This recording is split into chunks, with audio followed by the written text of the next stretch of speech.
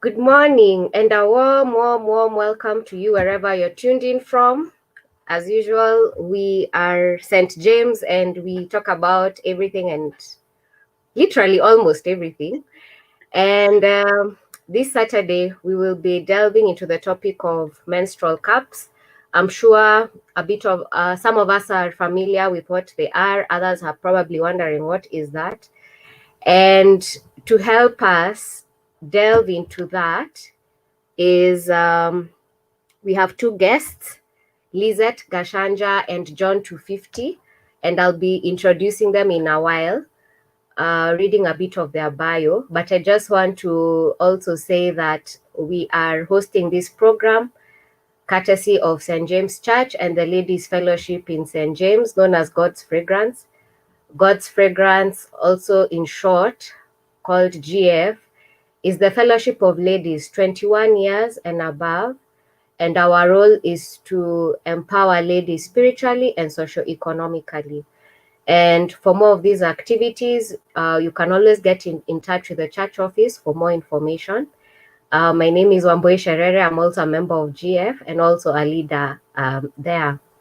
And so today, this is the beginning of many topics which we hope will enlighten women and empower women, but not only women, but even young girls, because we realize we are living in a very fast-paced world, and information is your friend. To be informed is to be forewarned. Okay. And I am joined by very able experts today on the topic of menstrual health. Lisette Gashanja and John 250 are both outdoor educators who are passionate about using nature and adventure experiences as a learning and therapy tool for both youth and adults. They are co-directors at Urbanite Camps and develop programs that aim towards holistic growth. This year, they have been working on menstrual health through education and the distribution of menstrual cups, in short, the MC project. We will be sharing more details on how to reach them in the comment section. And Urbanite Camps is an experiential and nature-based learning organization based in Kenya that facilitates training, outdoor adventure experiences, adventure therapy. You'll tell us more about that, and social impact projects. Our focus is on providing holistic experiences in an affordable and accessible way. Lisette and 250, karibuni sana. I'm very happy to be hosting you today. Asante sana. So just tell us more about yourselves. I know that was just the formal introduction, but please take us through about who you are, and what else, whatever you do. Thank you very much. My name is Lizette, and I love adventure. So that's why the bio was very long and everything was about experiential adventure, outdoor. But that's my life. And so I really enjoy doing it. And I've been in the industry for about a decade. Going into different things here and there. But the most thing that I enjoy is basically using these adventure experiences. And a question that will come up is how menstrual cups came into the whole adventure thing, and we'll talk about it. But I'm very glad to be here. And I look forward to interacting with everybody who come on the show. Okay, Asante. I'm John 250.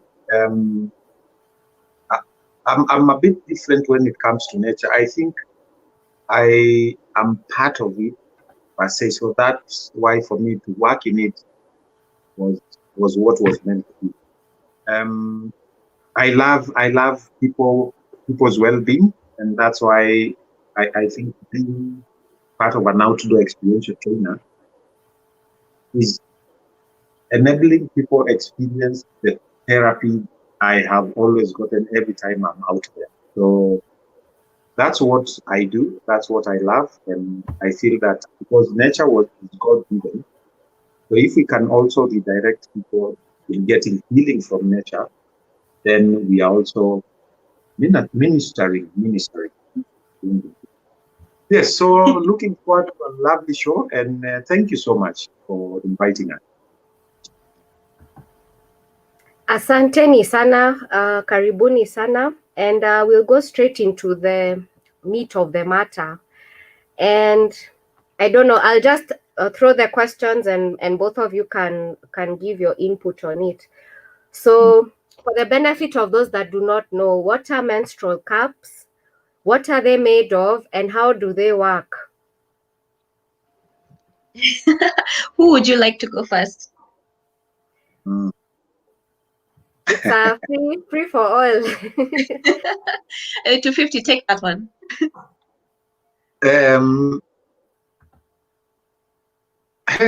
So how they work, I think Lisette will put more emphasis on that one. Yes. For me, a menstrual cup is an alternative to what is being used currently. And the reason why, for me, it's a good alternative is one, environmentally, because it takes, you stay with one for 10 years. And secondly, it is made from silicon, and silicon is extracted from sand. So the building sand that we find around is where what silicon is made from. So when you look at it in terms of how fast it will decompose, it means it will decompose faster than, let's say, something like plastic, because 70% of sanitary pad is made from plastic. Now, the rest of it is what now scientifically, I will not go into that. But when you look at how long plastic takes to decompose vis-a-vis how long it takes, then you can see the reason as to why I'm looking at it from an environmental point of view. The other thing is it's medical grade silicon. So medical grade silicon is what is the same material that makes them, I don't know what those things are called in English, but I'll call it munyonyi. So the ones that kids use for the milk bottle, the pacifiers, yeah, and the teething, the gadget that kids use to soothe their teething. So being that, then you look at how it's I think for me it becomes more ideal to use as opposed to this other one that has more plastic than anything else. And I think I've answered a bit of it, Wamboy, or is it all of it?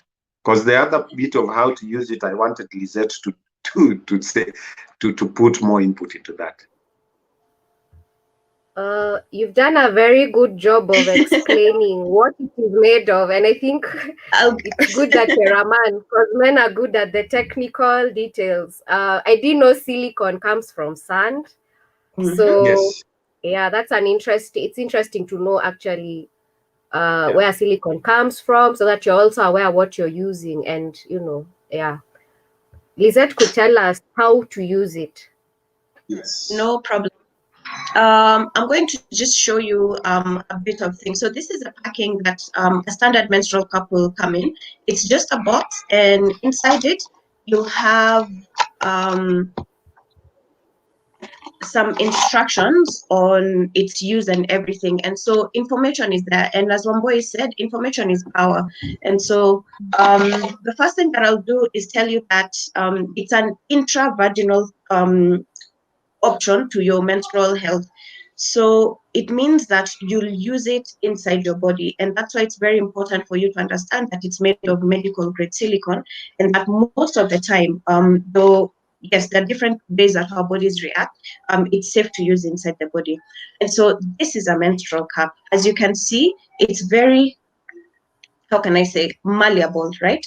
And I'll be showing you a small demonstration on how to use it. But basically, what it is you put it in intravaginally, and it traps your menstrual flow, and it stays with you for about 10 to 12 hours if you like to medium flow, or you can have it for about 6 hours if you're heavy flow, but it's yours. You're able to change it as often as possible. And when you feel that it's time to change, you just make sure that you clean your hands and you remove it from your body, you empty it, rinse it off, and then you put it back on. So Wamboy, I don't know whether this is the time when I can do a small demonstration so that people understand how exactly it's used, or we'll Yes. come to that later. Sure. Go ahead. Just Okay. go ahead. Yeah. Sawa. So just back to what this is. Let me put it on this side of the screen. This is a menstrual cup. This is a large, and a small is slightly smaller. So the large has a capacity of 30 ml, and people will be asking, "What? That's so little." Yes, it's little because we don't bleed liters. If so, we'd be dead, right? And so it's sufficient for a whole day trapping your flow. And so it comes in different colors. I'll show you guys a bit later. But the menstrual cup is small. Look, like it's really tiny.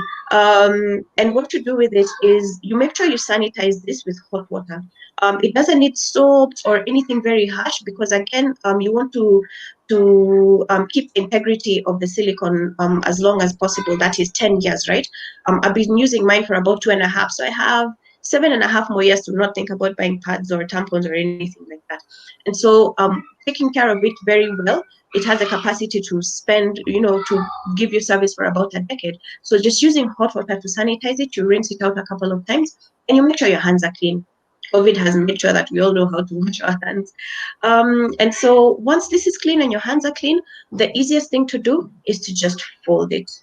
There's different folds. This is a C fold. You can punch it down like that. That is a punch down fold. Or you're able to reduce the size by folding it.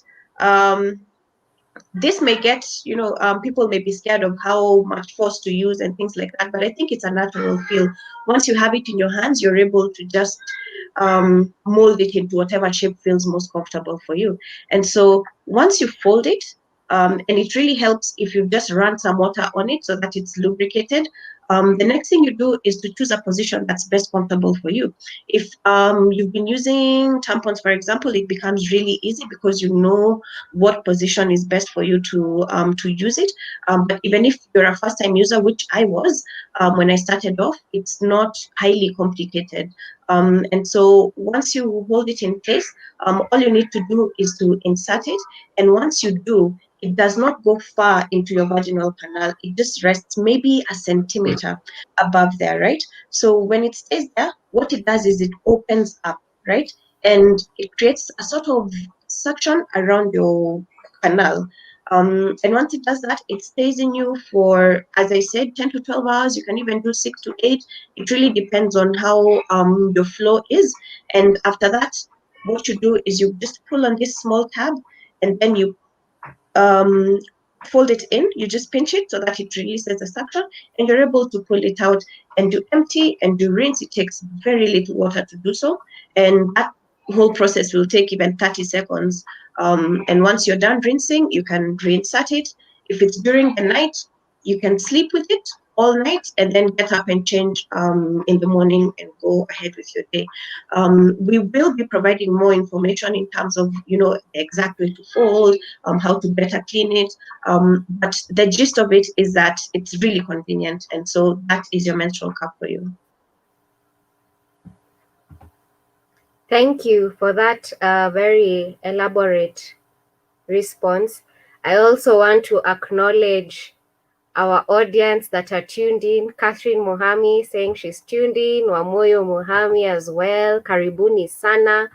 Please post your questions. Let's engage because this is about really us ladies. And thank you for that elaborate explanation, Lizette, on how to use it. But we'll come later to the misconceptions and the myths about menstrual cups. True. We need to also explore what menstrual health challenges that ladies face regularly.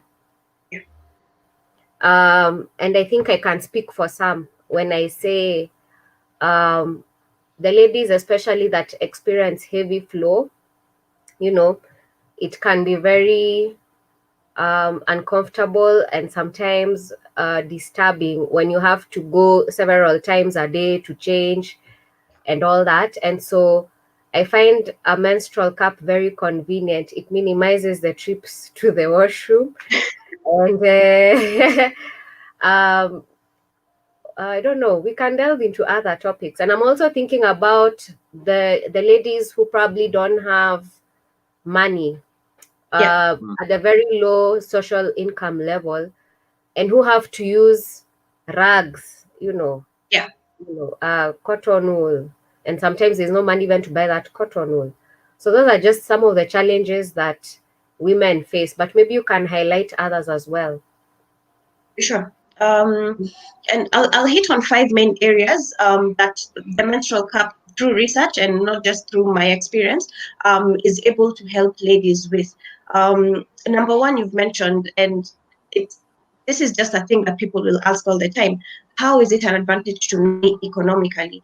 And so a menstrual cup, ours, for example, will retail at 1,500 shillings. If you do the math, using, for example, pads that cost 180 or even 50 bob, the cheaper they are, obviously, the more that you need to change them in the day. And you find that you use even two, sometimes even three packs in your cycle. Once you calculate how much you use in a year, it comes past 1,500 shillings. If you're using a tampon, you're already at the 5,000 mark a year, because tampons are more expensive, 250 to 300 bob or even more. And so when you calculate how much you spend in a year, and then you multiply that to 10 years, you see that this is actually a really good option for you. You're able to carry it in its nice small draw bag and put it in your purse, and it's discreet. It can fit in your hand, as opposed to carrying a big thing that everybody will know, because again, society that we're in, sort of, I don't want to use a harsh term, but sort of shames you if they know or they feel that a lady is on her menses. Maybe not in the urban areas, but in the rural, it's something that's very real. And so economically, it answers that question. And that's why part of what we're doing in the donation run that we do is target people who do not have the means or the affordability to get pads regularly. And so this becomes an option that, if I'm 15 right now, I'll be 25 by the time I need to think about another menstrual cup or even other menstrual alternatives for myself. And so 10 years of stress-free periods, my God, it's amazing. And so economically, there you go. Environmentally is another huge thing that we're into, because we're an outdoor company and we love nature. One pad will take 500 to 800 years to decompose. Imagine that. The first pad that was ever made back in the 60s, 50s, 40s is still there. Let that sink in. Ile ya kwanza is still there.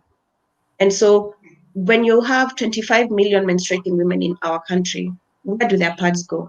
When you expand that into Africa, where do these pads go? When you go into the world, do you not think that that's a huge pollution effect that we have because of something that we cannot control? It is part of us, it is part of nature. And so the fact that we can't control having our periods, and we shouldn't, because, we're proud of it. This is what a woman is. The fact that this is the means that we need to use, something that will later on pollute the earth to the point where plastics are percolating into our water system, should ring a bell, or should do something for you. And so looking at it environmentally, the menstrual cup comes in to really, really save our environment. The other one is just things that ladies here and there face. One would be, for example, if you use a tampon, your vaginal wall will dry up, because the tampon is seeping all of your fluids up. And what that does is it exposes you to some forms of infection. And so the menstrual cup, because it is just silicone, this is all it is, will not dry you up, will not add any sorts of dioxins or toxins or anything in your body, as long as your hands are clean and the cup is clean. And so it really helps fight some of those vaginal infections that some women may be facing. And third, is that it really helps with controlling odor. Some women have reported that whenever they use a pad, most of the time, because it is exposed to the air, the smell of there's a sort of odor that is associated with the period. And for some people, it's negligible. For others, it's very compounded. And so the menstrual cup comes to help that, because it's intravaginal. It means that the air will not mix with the blood. And so you will not have that odor. So it cuts that off completely. 250. Is there anything I'm forgetting? Because you've also interacted with them quite a lot. Yeah. So I remember there is a lady we met one time in a matatu, and because I like talking to people, and we asked her if she's heard about menstrual cups, and she said no, but she doesn't also use pads. And we asked her why. So she says she reacts. She's reacted to sanitary pads. She's tried several times. She's reacted to tampons. So what happens to her is during her menses, she stays at home for 4 or 5 days. Now, when you look at it, if every month she has to stay away from work, I think very few employers will entertain that, you know. And that's why one boy, I'm complaining that I wish there were more men on this forum, because if men were meant to understand that a menstrual cycle is a natural cycle, then you also have the ladies, you know, you have their back. You understand when they're saying they are having cramps. You don't say that hizo vitu za wanawake. No, it's not hizo vitu za wanawake.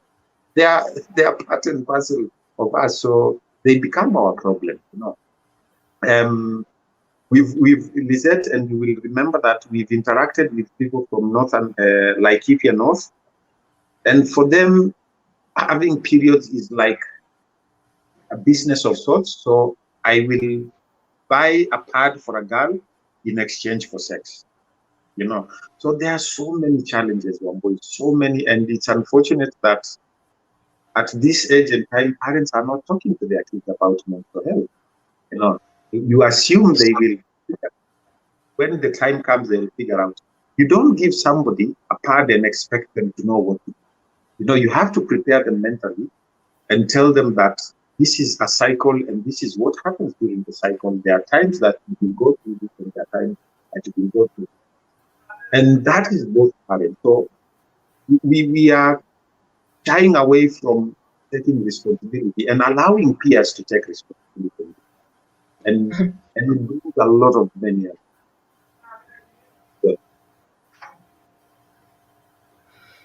Thank you. Lisette, I like what you raised about the environment. Like many other times you're walking on the road and you find that Yes. was disposed in the wrong way. And short of just stopping and picking it up, you're thinking, how many others are out there messing up? And it's good you raised that point. I'd forgotten about it. I'm also very passionate about the environment. Yes, 250. 25 million women use sanitary pads in Kenya. 25 million. Yes. So imagine how many pads are thrown, because we don't have a proper disposal system. Yeah. So you will throw them in the dump site. Dogs will go and fight over it. Yes.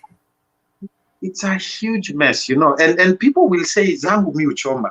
Alafu kichoma zinaenda wapi? They go into our landfills. Yeah. No.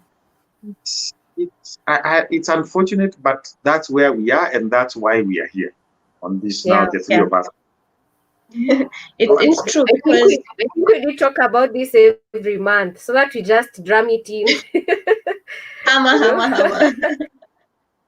It's true, because when you look at it, just I would not really blame myself, but I look at the way I used to think about my menstrual cycle. I'm like, I'll use a pad, I'll put the pad in the dumpster, or if you have a pit latrine, some people will go and dump it in there and you forget. And you'll do that every month, right? But what happens to them? They're just sitting there.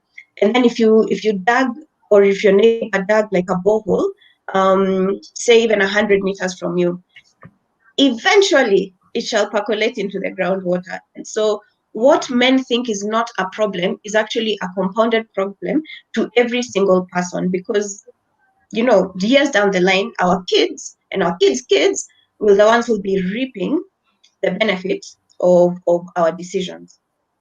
If you burn it, and you're passionate about greenhouse gases, our air is already not filtered enough. You know, it's not clean and pure. And so 250 had said that a pad, and I didn't know this before we started doing this, is made of 70 to 90% of plastic. So imagine you're burning plastic, or you're burning your stash of plastic, 16 pads, yeah, and that goes up into the air. It does not magically disintegrate. It leaves like a lump of plastic there, which will stay there and still disintegrate after however many hundreds of years. But the air and the smoke and everything else that has gone high up in the sky, it emits greenhouse gases, and that is a big problem as well. If we choose to incinerate our pads, and if 25 million women choose to incinerate their pads, yeah, Nishida. It's a big problem. It's a big problem. Mm. I'd like to acknowledge more of our audiences that are tuned in. And Beth Njoroge tuned in, karibu sana. And Cephas Joshua, karibu sana. Men need to be part of this conversation. And please feel free to ask your questions. And any, Catherine is also saying, very great insights. Thank you for the effort to demystify the common beliefs and perceptions on menstrual cups. Thank you so much for your comments. Let's keep engaging. I think we've addressed thoroughly how to use it, what its benefits are, and maybe, I don't know if there's anything we've not connected in terms of the benefits of the menstrual cups in relation to these challenges. We have seen that it's cost effective because it lasts for 10 years. It's environmentally friendly. It doesn't react with the woman's body, doesn't have allergies, all that kind of a thing. And so I want to dedicate this part to 250. I know you mentioned a bit earlier where men should be involved, but please give us more than at least 10 reasons why men should be involved in menstrual health. Talk to your fellow men. Yeah, I'll not give reasons. I'll just say I like talking without giving reasons. So I remember when I was growing up, I'm very close to my sister, and when she became of age, my mom didn't talk to her, and I thought my mom was very open-minded. She just brought pads and put them there. And then I was asking my sister, what are these for? And she said, Nafanivai. So I asked her, what is wrong with what you're currently wearing? And so she tried to explain to me, I have blood. And then I asked, if you're shedding blood, you will die. So I'm looking at it from that point where it was my mom thing. My dad would not even dare think about that, And at this age and time, I'm blessed to have daughters, and it's very interesting. My daughter came to me when she got her first period, not to her mother, came to me. And that I attribute to only one thing: being close to your kids and listening to your kids. So for as long as you're not doing that, you know that somebody else out there will listen to them and will talk to them. So for me personally, what I keep saying is, especially for men, a menstrual cycle is a natural cycle. It's not a curse. It's not a shaming thing. It's just a cycle that everyone goes through. Because if that's the case, then we should also be ashamed of pregnancies, for example. We should be ashamed of people having kids, because these are natural processes, and we have to embrace them whether we like it or not. But now the other thing that really bothers me, and I have interacted with a few girls, is that so I cannot talk to my mom, or if I can't talk to my mom will not talk to my dad about menstrual health because I don't have money, buy a pad. So who do I talk to? I will talk to my friend, and my friend will tell me, my brother can buy for you. Out of just that goodness of my brother will help you because you're my friend. But now the brother being a boy, and boys are full of hormones, the boy will say, okay, so if I buy you pads, what will I get in return? So this is like sex for pads, and it's happening. And currently, as we speak, there's a place in a part of Kenya that they are having problems with teenage pregnancies because of that. And that parent of that child is in a position to buy a pad for this child. So why are you allowing 50 shillings bring a life that was not prepared or planned for. So men, what I request is talk to your kids. It might be not your forte, a cup of tea, but please be able to have a listening ear. Because when a child comes and talks to you and they feel that you're going to not to listen to them, they will not tell you. They will look for that other person who talks to them, who listens to them. So please be able to listen to your kids, talk to them. And I think the age of technology that we find ourselves in, if you don't tell them, they will find it somewhere. So be that first point of interaction so that this information gets to them. And I feel information that comes from a person who you love will always be for their benefit. So talk to girls, be open about it, and what you don't know, ask around. But be the first point of information for each other. And girls look up to their fathers because those are, in quotes, their first boyfriend. So if the first boyfriend fails them, so what do you expect the second boyfriend to be? So ask, talk, get interested in what is happening to their lives. Not only about school. There is more to life than books. About their personal life, who they are dating, who they are seeing, what they are going through. You can't just allow that to be done by other people. And if you don't do, that's what other people will do. And other people will always have an intention behind it. So talk to your kids, listen to your kids. Yes, I think I've answered you, Wambui. Yeah, you've done well. And actually, you've brought to memory, I was brought up by a single father. And because my mom passed on early, so he was basically my father and my mother. And even though we never talked directly about it, he was very in our budget for personal allowance. There was that allowance to buy that. So I'll say I was never vulnerable in that sense of I have to have this conversation with a stranger out there. And even recently on Facebook, I saw a young man asking, I don't know which group it was, but he's taking care of his sisters after their mom passed on. And so he's there asking women, so what are these pads? Which ones are for heavy flow? Which ones are regular? He doesn't even know the difference, but at least he's making the effort. And we really applauded him and we told him he's doing a very noble thing. So I just want to encourage the men out there, let's not put these barriers. I know culture brings these barriers. This should not be talked about. This is not a male conversation, but society has really evolved. There are single fathers raising daughters. There are brothers, stepping in for their sisters. Yes, Tufi. Yeah. I want to emphasize something. Let culture be out of your house. Let culture iendelee huko nje, lakini when it comes inside your house, personalize your interaction with your kids. Personalize interaction with the people and the women in your life. Huko nje fanyeni vile culture inasema. Because huko nje we all put up a show, but inside your house, let people feel safe, let people feel at home, because that's exactly what a home is supposed to be. Where pali unaweza jiwachilia. Pali you bring your yani vitu zako zile ziko ndani useme. I think I'm getting emotional. Let me yeah. And I also liked what you said about, as a parent, being the first point of reference. And I know we have Google, but before your children go to Google, can you be the first Google that they come to? And when now you don't have the answers, you're like, okay, can we Google? And you Google together, because you'll be amazed. I was talking to children, class 5, that's around 10 to 11 years old, and the things they know, you'll be amazed. It was what probably we knew when you were 14 or 16.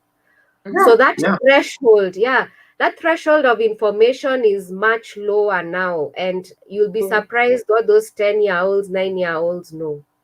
Yeah, that's quite true. I think I'll add just a bit more on what Tufi was saying on why men should be involved. If it's not from a point of interest, i.e. your wife, girlfriend, daughter, look at it. Let me give you a small illustration. In a place that I was at work, and I found myself, because of the nature of work I'm in, mostly I'm the only lady who is working in a team of men, and we're out there up a mountain or doing something, in the wilderness in a remote place. If I don't take care of myself, kama sijajipanga, then chances are that I will not be able to find that help around, because the men don't quite understand to the point of carrying extra pad, for example, or understanding what cramps are. And so when they look at me, they look like, now you're becoming a bit of a bother, because how is it that you can't climb this rock because you say that you're having cramps, You should have known. There's some expectations that have been put upon us, but from a point of, I think, years and years and years of conversations not happening and understanding not being built. And so why a young man should understand that a lady is not able to meet up with you or play with you or even do things that you are doing when she's on her period is because it's a natural thing, as 250 said, but your body is also affected. And this happens in very many ways. For somebody, it can be debilitating cramps that they can't get out of bed in the morning for 3 whole days. For somebody else, life goes on as normal. For somebody else, it comes and goes. And so if you start comparing this person's experience to that person's experience and why my sister doesn't do what you're doing, it's unfair. So understanding is a big thing when it comes to the menstrual health, and creating awareness of it all. And secondly, just knowing what other things come with menstruation. So there's, as we talked about, the economic factor of it. Sometimes you can be downtrodden, you don't have any money. What do you do?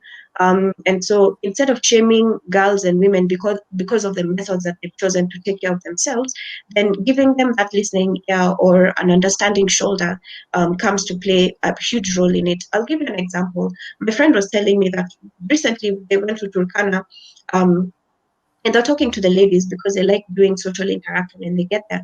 And the ladies told them that they use termite mounds. If you understand what that is, you'll understand the gravity of this situation. They use udongo ya termites, and they put that in a, they wrap it in a piece of cloth, kind of like a bean bag made of mud, and that is what they use when they're on their period. It has shifted from cutting up mattresses, which a lot of people used to do, because you cut it up to a point where people are mad at you because this is the same thing that you're using to sleep on, and sponges and other many things. And so the need is there, but women and girls don't feel as if they can speak to other people who may have the means of helping them, because again, as we said, it's a shame or a taboo or something that you're not supposed to show. And lastly, the medical, how can I say this, like the implications or the sorts of diseases or conditions that come. A good example is endometriosis. A lot of people haven't heard of it, but you'll find somebody asking you, how are you telling me you're on your period and you can't breathe? I've never had that before. Because you've never had that before does not mean that it doesn't happen. And that also does not mean that you can't be caring and passionate, or compassionate to this person who is having physical ailments because of their menstrual cycle. And so the fact that people, not just men, but even other ladies, need to be understanding and aware of all of the different things that can happen to a lady when they're on their flow is really, really important. Just to add on to what the examples Lizette is saying, I worked in a primary school some years back, and I love kids. I have always loved kids, I think, since I was a child. So they grow up, I stay there. So it was very heart-rendering for me to see a young girl coming to me, and she had a spot of blood. And I asked her, what's up? She told me, zile vitu za wanawake zimeanza. But there is a matron. So for me, every time a young girl comes to me, a man, to talk to me about something that is a forte for women, then I ask myself, what sort of women, what is it that they are portraying that this child feels uncomfortable going to talk to them and coming to this man? And so I took it upon myself to talk to these women. And they would say that, kwani ndio wa kwanza. There are many people who have periods. I also have periods. So let her not make it a big issue. But it's the first time this child is experiencing that. So in total, what you're doing is you're now showing her what she will do to another person who will go through that first time, you know. And when it becomes like this, so you wonder as a man, how do you come into help? If already as a woman, they are not trying to help each other, you know. So that's why I'm saying, as much as yes, the conversations men should also be involved, but also as women who go through these things, prepare a child, you know, prepare a child to go through this as a natural way, not like something that you will get worse. When you're it's the wrong way. Yeah, so mothers pia nyinyi nawaambia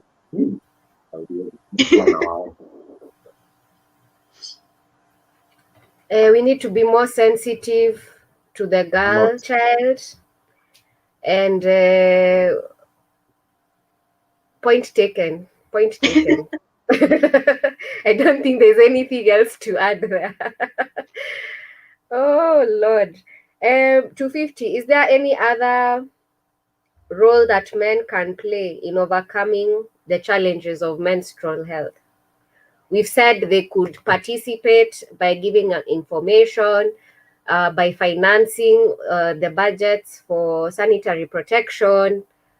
What else can they do in overcoming the challenges that women and girls face? So it's very interesting. Menstrual health will be tied to many other things. It's just that we've not looked at it in that way. So if your child, you're not in a position to do all those things you've mentioned, so your child will go to some. And that creates another avenue for teenage pregnancy, you know, or rape, or anything that we can connect to pregnancy. But I think for men, what we need to do more is just to be empathetic, you know, listen, just listen, you know, listen, get involved, want to know what is happening.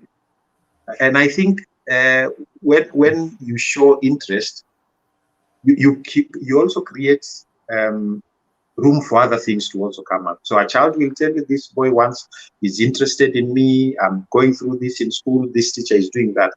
So that small interest in one bit of their lives makes them more tuned to you for other things that will be happening in their lives. And kids go through a lot. It's just that because they don't feel.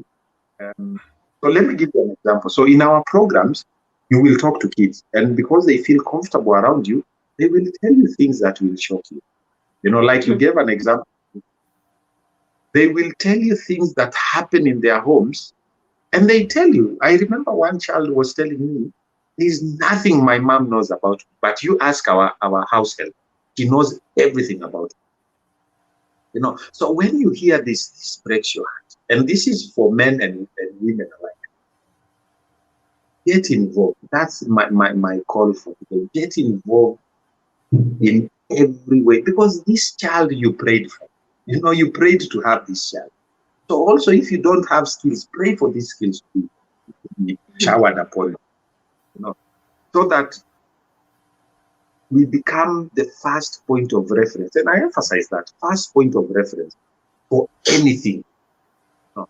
So if you help your child by being there for them, then every other aspect of their lives, they will involve. And there is a lot. Nowadays, it's not like how when we were growing up. The things that are out there are so many. So get involved with them.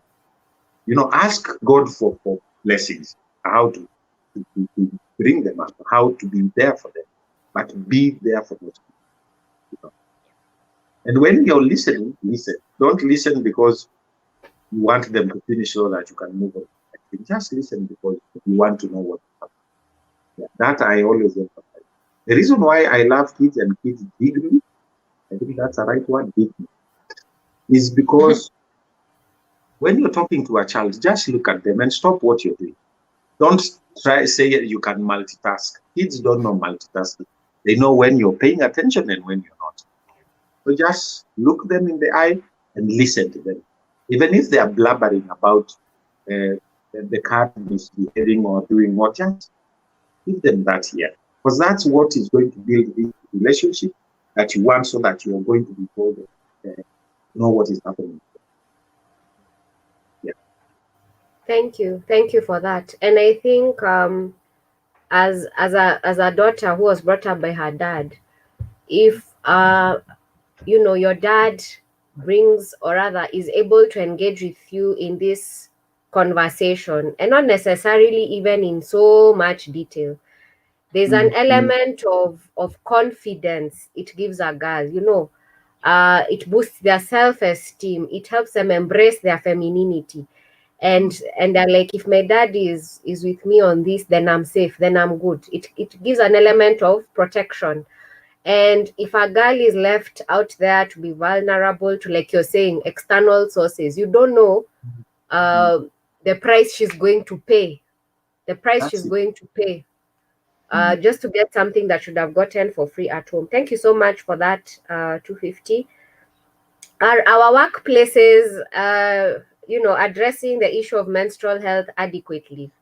Maybe we've not dealt there, and maybe that is why women are very bitter and saying, kwani nyinyi ndio wa kwanza? Because even at the workplace, wanaambia wao sio wa kwanza, so they are just passing it on.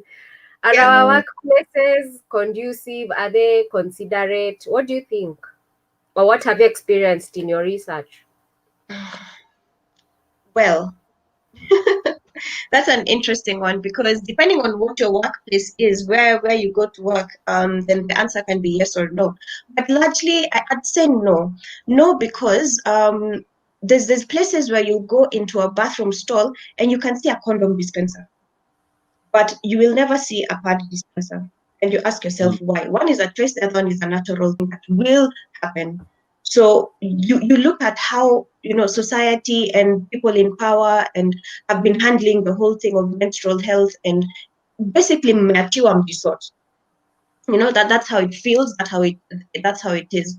Something as simple as a proper bathroom where you don't have to go out 50 meters to go wash your hands, as a lady, especially when you're trying to change and things like that.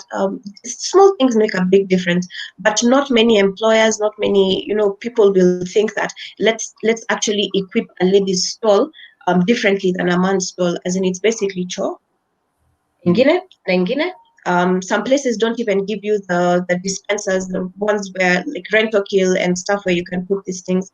And so you'll find that for lack of option, either a lady will put it in a purse, or it will be flashed, or it will be put on top of a stall. And so just thinking broadly about it, and because I've seen this in many places, in schools, I've seen this in some churches, for example, I've seen this in places of work. There's not a lot of options that will make a lady, going through her cycle, confident to be able to either, sort yourself out nicely, or after you're done with it, dispose of your sanitary hygiene thing. So for me, not really. More can be done. Yeah, to add on to what Lisette is saying, I was speaking to a lady architect friend of mine, and we talked about menstrual cups. Then I asked her, as a lady who's designed buildings, when you design a toilet, do you design a lady's toilet differently than a man's toilet, or the only difference is the urinal? And for me, when somebody starts thinking, I know they were not putting that. So I say, if you as a lady, you're not thinking of a lady, then what am I supposed to do? Because the challenges you go through when you go into a common washroom. So when you design them with these things in mind. So for me, at times, sorry to say this, but I feel also ladies don't put other ladies into consideration, even their own personal selves. Look at the pads situation. It's supposed to be a free distribution, but now people are politicizing it. And who are politicizing it is women. So for me, I say where I stand as a woman and as a man, because I feel what women go through and I want to bring change. And I stand as a man because I see most men are in position where they are making decisions for women, and they are not women.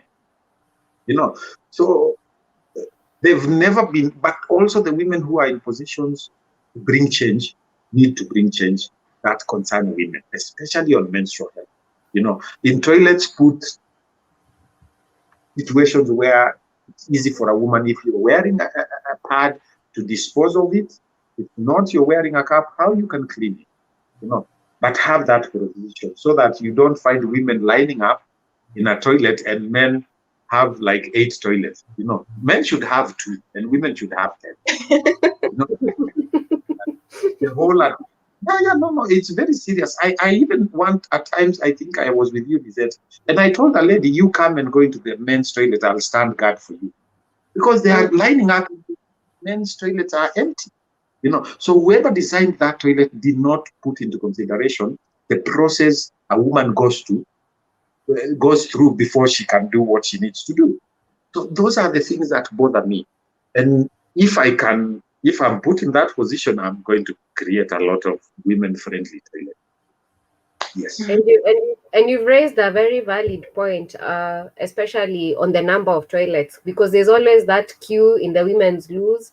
Yeah. And probably because they're changing, or some are even expecting. So we all have to wait for each other. And men, it's just a quick affair. And you raise a very valid point. Bothers me, Wamboi. I have told women, please ingieni hapa ndawasimamia mtu asiwasumbue, because it does not make sense at all. So probably sorry? No, I'm saying then probably because of that in consideration, and then that's how they become insensitive and callous with other women. Yeah. Very. But I'm changing that slowly. So every time I find a situation like that, I get involved. Yeah, so that okay, wale wale design hawakutufikiria, but this man is thinking about us. And now they pay it forward. True. Yeah. If I can add something, because as I said before, you can't just complain and not have a solution that will favor whoever is in a particular situation. And so for the people who are using menstrual cups, it's very ideal if you're in a toilet stall that has a sink in it. But we know, unless this is your house or a nicely done office, a lot of people will not have that. You'll have the toilet stalls, and then you'll have the sinks that are communal. And sometimes you can't just walk around with your things out in the public for people to see. So there's 2 ways that you can look at it. As you're going in, because even if you're using other methods, you go prepared, right? You go knowing I'm going to change, and so I need to carry my pad or my tampon or my menstrual cup. And so once you're going into the stall, it's easy. Go with a small bottle of water if you're using a menstrual cup, so that everything in India, you do everything, you change, you're done. If you're in a place that you don't have water, I've found myself in a place where there's no water available, and probably I don't have drinking water. You can use tissue to just clean it, because and then reuse it, because it's all part of your body. And then when at the end of the day, or whenever you get to a point where you're able to wash it out nicely, do that. And so it comes to a place where we have to find alternatives that will work, but let nobody be left behind. Let nobody say that I can't use this method because we don't have running water in our home. No, there's ways, and maybe in the comment section we'll get our details on, and we can discuss ways depending on anybody's living or working situation where they'll be able to use a menstrual cup safely and efficiently. Okay. Thank you for that, Lisette and 250. I don't know if we've addressed all the myths and misconceptions associated with menstrual cups, their use. I remember my first time to use one. It was a bloody affair, while and it took time. It took time to get over the fact that I lose that much blood on a monthly. No, honestly, I was shocked. But with time, I even began to appreciate, because one of the other challenges that I suffer is mild anemia. And to the extent that I also get opportunistic infections at that time of the month. You know, the things women go through. Yeah. So, and it took one of my chemists to tell me, a chemist, she told me that probably you need to check your diet, because when you lose a lot of blood, then your immunity also falls. And now that is how you become vulnerable even to a cold, you know. It was like automatic. I know when it's that time of the month, I must get a cold or a flu or a, some funny weird disease. And I'm like, this doesn't usually happen. And Mm. it's hard to explain to people why you are unwell every month. Na ni homa tu, you know. Uh, And when she raised that point, I became very deliberate about my diet and my iron levels, and keeping them up and ensuring that I'm supplementing, especially where iron is concerned. And so I'd like to add that one of the benefits of the cup is that it measures, I can actually tell, like, today I have lost so many mLs, yeah. and that quantity is good, especially for someone, that quantification, it's good for someone, especially who's monitoring their diet or for health reasons has to supplement. It's good to measure. You can't manage what you can't measure, really. Yeah. So I'd say that's a benefit, and I'm happy that I finally got over the barriers of using the menstrual cup. So I don't know how many more Wamboys are out there struggling with with Mm. a similar battle. Yeah. Yeah. And unfortunately, you won't get to know unless somebody, for example, you come out and say, this information is not out there as much as it should be. You have more information on some things that are inconsequential, but then the things that really, really matter because of maybe protecting yourself, you're not able to freely go out there and say, I've been using this and it has been working for me because of 1, 2, 3 reasons. Or I'm in trouble and I need solutions on 1, 2, 3 things. There's a lot of shame.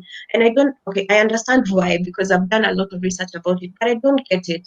Why somebody should be shamed because of a period or something associated to their period or their health, especially if you're a woman. And it's really unfortunate because just when you look at it, the advantages are there and they're so big. But then making that step, um, and this comes into the misconceptions and the myths there are. And I'll talk specifically about menstrual cups because that's what we are advocating for, and that's where we are at. Um, Myth number one is that it's something that your period is dirty, and so you can't even look, let alone touch your menstrual flow or the blood that comes. Why? If you use tissue to wipe yourself after you've gone to the toilet, you touch dirtier things. Sorry for me being so callous, but we just need to understand it's a mental thing, and we need to change our attitude and our perspective around it. So that your hands will not corrode because you've touched menstrual blood. They will not, and it is not gum that it will stick to your fingers and everybody will know. It will not. It washes off. In fact, easier than most things. And so when you're handling your menstrual cup, or when you're thinking about using a menstrual cup, the messy part is just a thing that you will learn with practice. And practice can be as easy as 1 or 2 tries or the first month that you're using it. And after that, things become easier, things become better because practice makes perfect. And it's like that for many different things. Walking in heels or doing your makeup or your hair, it still takes practice. And so the same attitude should be what is in our minds about using the menstrual cup. Menstrual blood is not toxic. Then the other thing about it is some misconception is that, and maybe a few people can ask a question. This is actually something that Ufuki and I have been asked severally, whether it will stretch a lady out. And the answer to that will be no. And I'll say a big no, and backed by some research, and I can add, or Wamboy, you can add some links to the comment section for people who are interested in that. This will not stretch you out. For some people, it looks as if it's a massive thing. How will it fit in there? It shrinks in size. And once it does, it takes the shape of your vaginal canal. It's not a solid thing that will go in there and like expand you to a whole other level. It will not. And so again, because information is power, just getting to understand, know it, that these things will not happen to you. And the third thing that I'm sure the link will be sent out there, it will not damage, if you're a virgin, your hymen. it will not break it. And so it's not just me, Lizette, saying it because I'm advocating for Menstrual Cup. It is something that has happened. Girls as young as 10 years old have been taught to use it, and it has become something that they're using. And, once studies, x-rays, and things like that had shown for about 6 months, nothing, it does not even come close to touching where the hymen is. And so it will not mess with your virginity if that is something that you're worried about.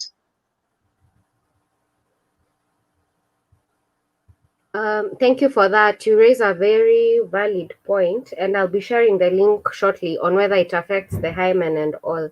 So I know there are parents who are concerned, especially for their young girls or their young daughters. I know there are girls, their parents who are not even for girls using tampons or inserting anything in their vagina because they feel it's subliminally conditioning them for an early sexual experience. Please address that. I do not know whether I'll make a few enemies, but I'll just say it as is.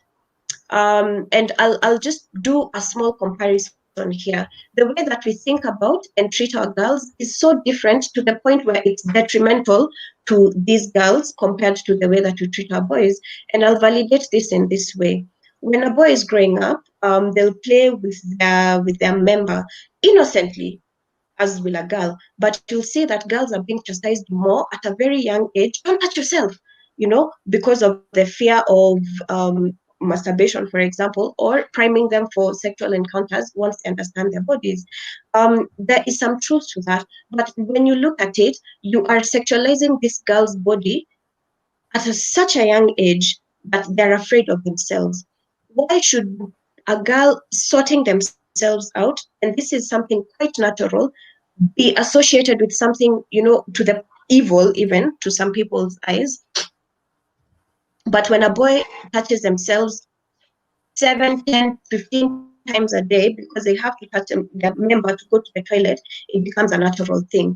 You're looking at it in this way. And I don't think that's very fair. When a girl discovers how her body works, it is to her advantage because that will not be used against her.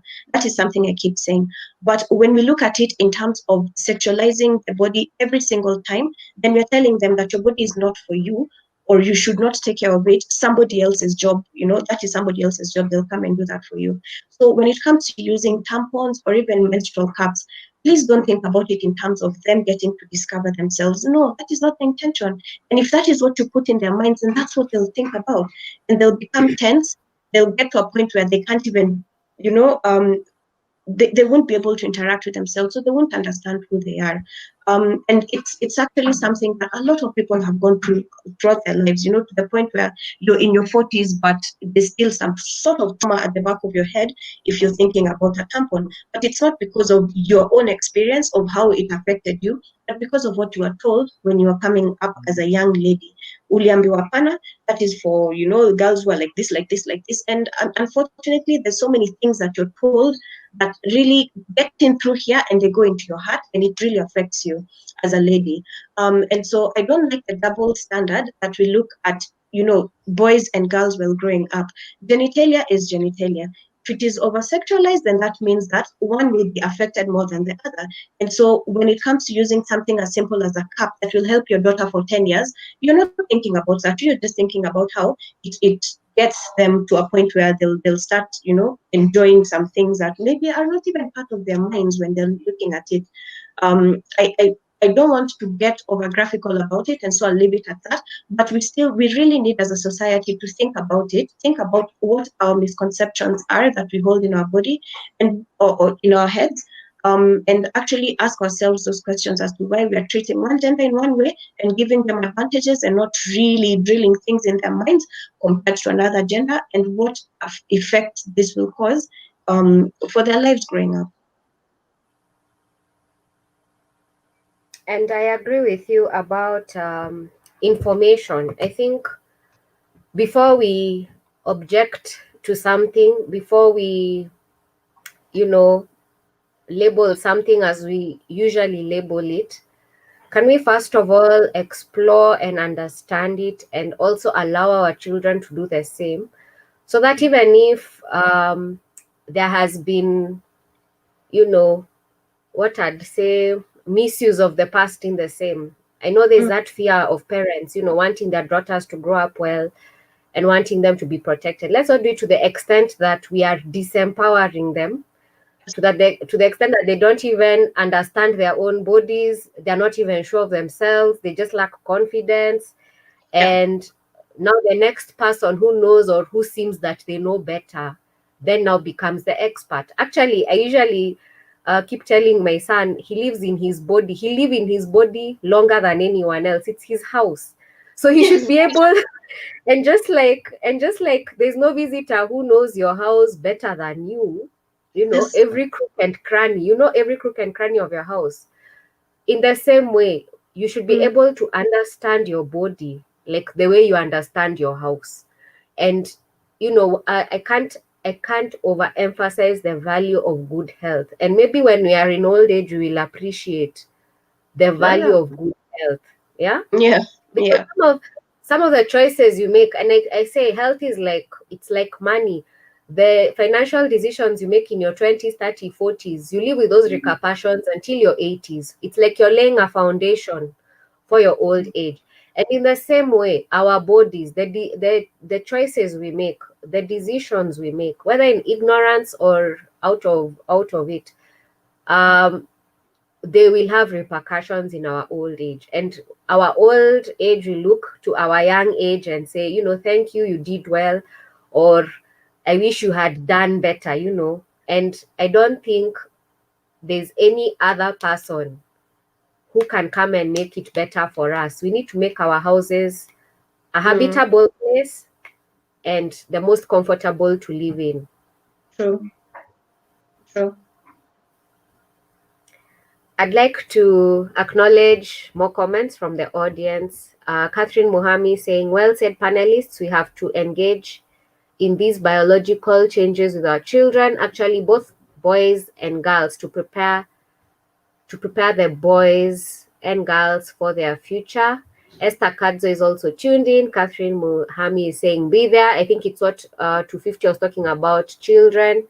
The best gift you can give to your children is time and undivided attention. And also Joyce Muthanga saying she is tuned in. I have also shared the links on the questions as to whether the cup will break virginity or stretch vaginal muscles, as well as the pollution and waste management of sanitary hygiene products. I don't think there's anything else I've left out, Lizette. No, not as at now. Okay. I don't know. What's your... Yes. Just to add on to that breaking of virginity, my daughter broke her virginity by riding a bike. Wow.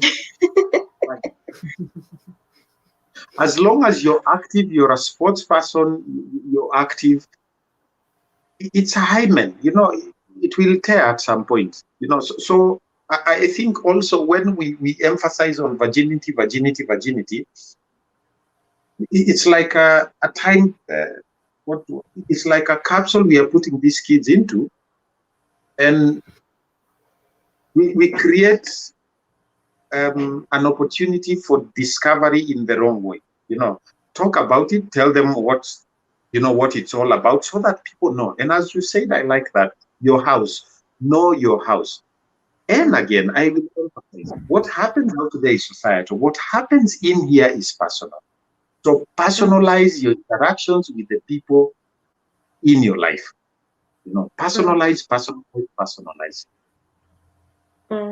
If I may jump on that a bit, when we're talking and somebody's asking me from a medical perspective as well as from a cultural perspective, what is virginity? It is a state of mind. Just because your hymen has been ripped, torn, or broken does not mean that you have broken your virginity, because virginity, for many, they may argue, is your first sexual encounter.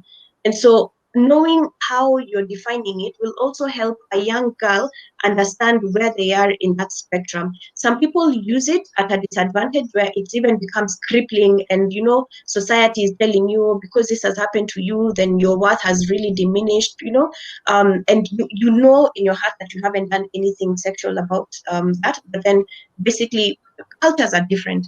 But to the point of making a girl feel like her worth has been diminished because of that piece of what is this called, membrane that is in your body, I believe that is a disservice to the woman and to the girl. So virginity varies, and so the hymen is not your mark of virginity. Yeah. Mm. Okay, thank you for that. And I'm sure as at now we have probably shared enough information, and probably people are asking, okay, where are these menstrual cups? Where will I find them? In what sizes?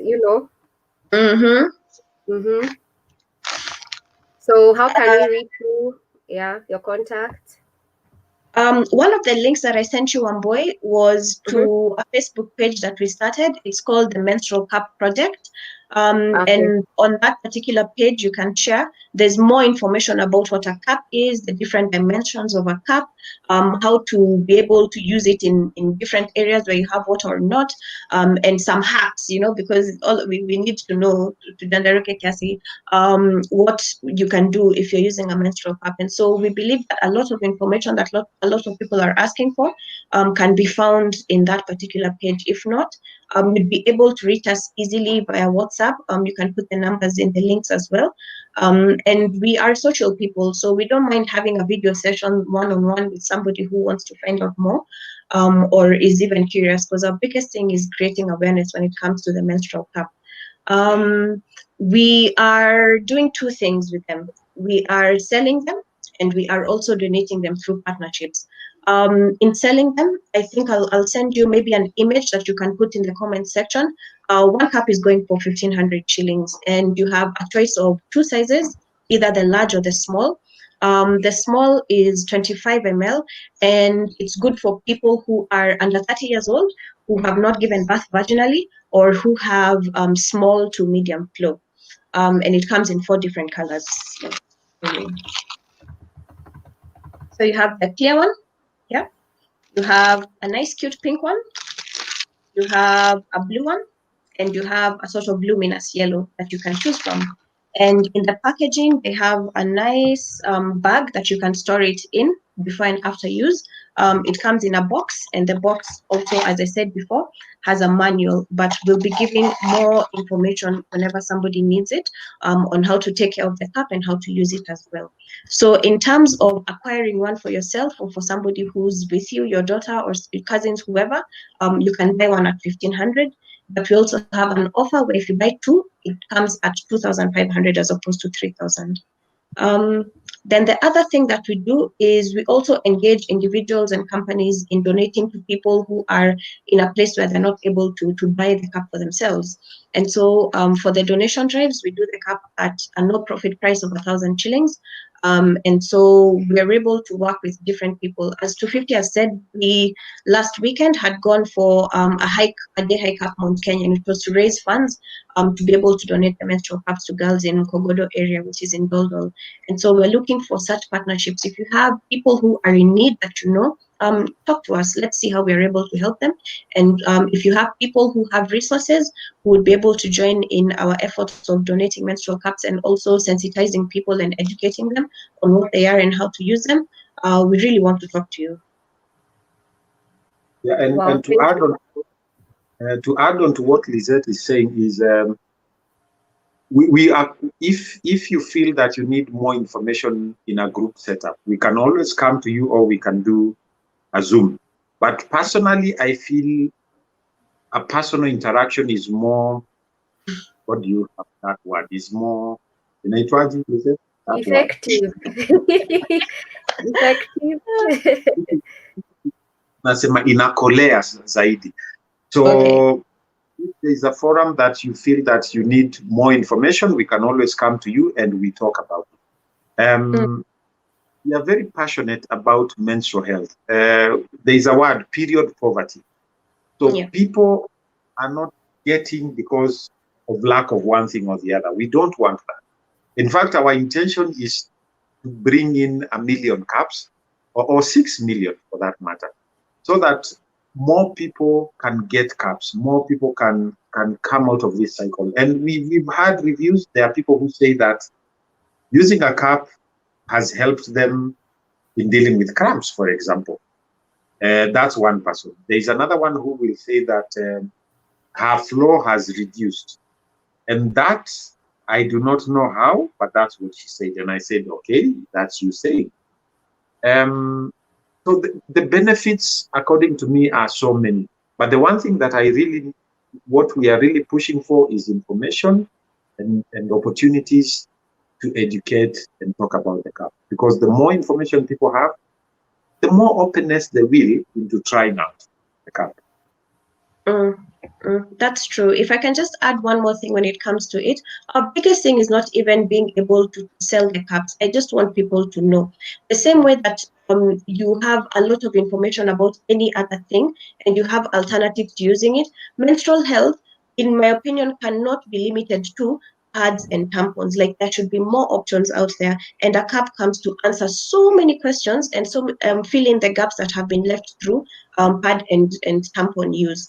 Because of all the benefits, one way I'll send you a few more details, maybe in picture form, that you can post up on the comment section.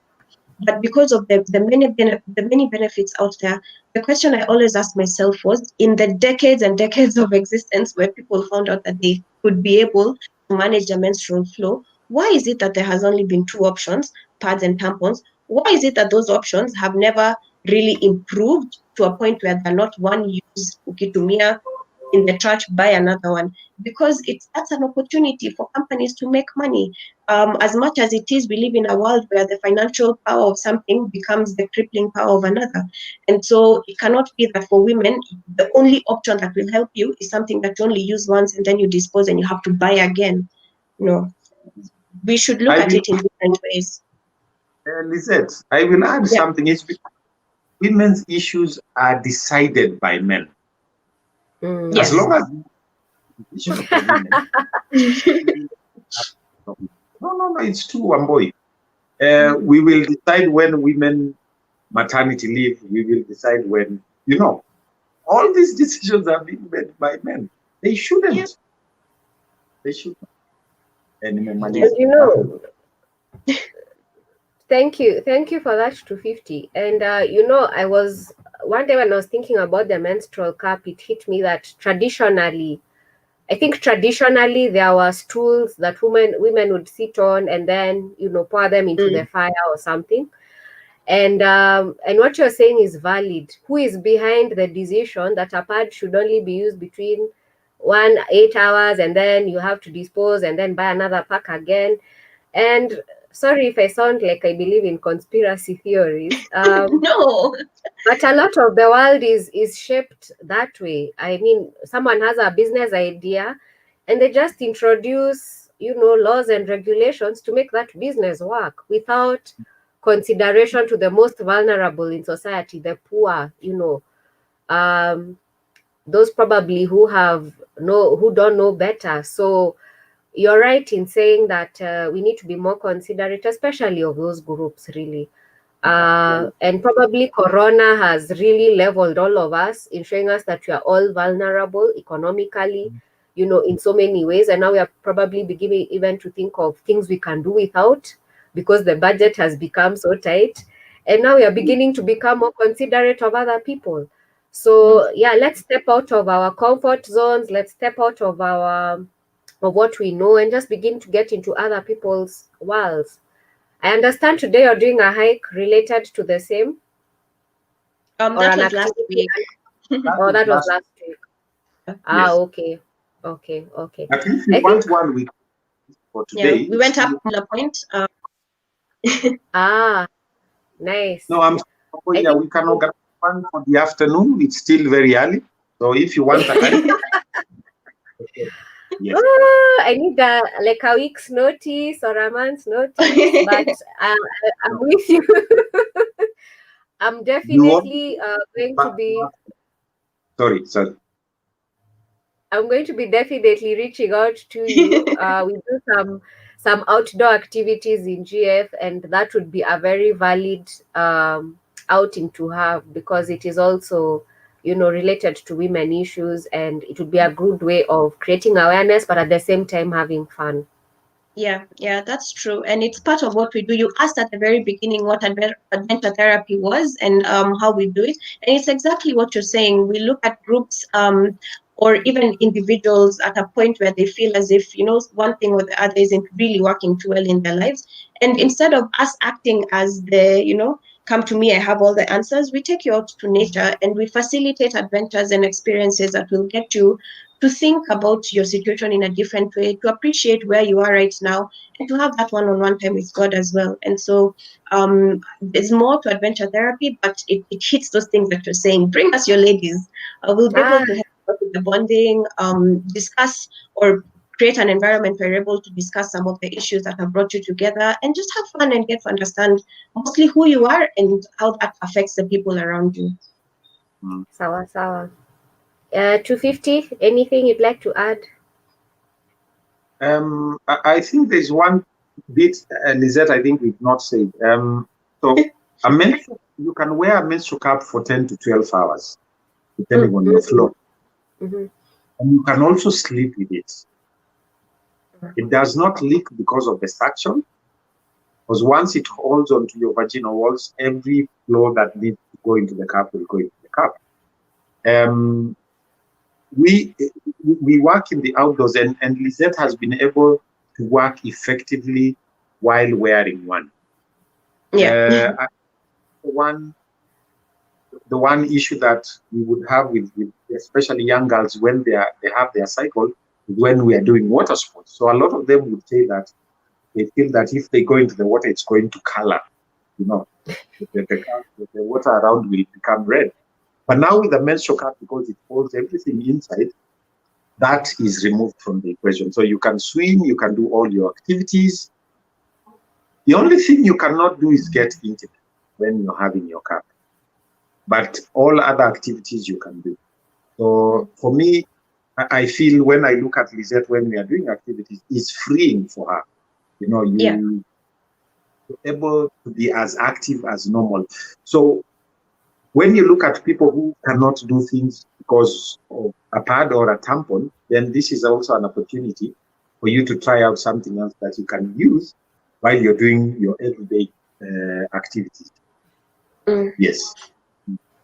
And just, sorry, one boy, but lastly on that point, I call the menstrual cup, freedom in your period, because personally I've been able to do so much, and before I was restricted in a couple of things here and there. But the other thing that we do is there's many people who have tried using the cup before, and for one reason or another, it didn't work out as they wanted. And that's another conversation we have. It does not matter whether you're getting the cup from us or you already had one. We invite you to just come over. Let's have those conversations. What is working for you so that other ladies can learn from it? What is not working for you so that we can see how we can either try and help you out or people can learn from that as well? Because this thing, it's a journey. And so when we invite a community around it, then we support each other, emotionally as well. To the point where you don't feel alone in it. And so whether you've used it, you haven't used it, you are using it, let's come and share our experiences, and through that you'll help and be helped in one way or another. Thank you for that. I think we've exhausted everything, really. And if we haven't, we'll just organize a part 2 of this episode based on the feedback we receive. Hopefully, probably after people have picked up a cup and used it, and I know you'll be happy to answer their questions or objections, if any. And I'd just like us to end the show. We could do so with a quick parting shot. What is the last thing you'd like to tell the audience? Ladies first. Ladies first.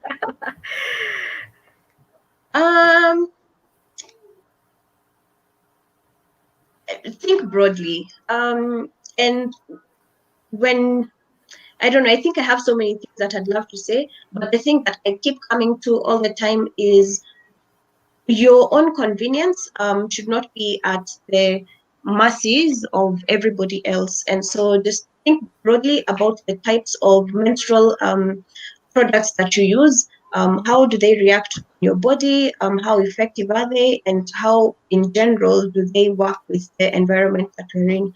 So that comes as a ... Where are you on that scale?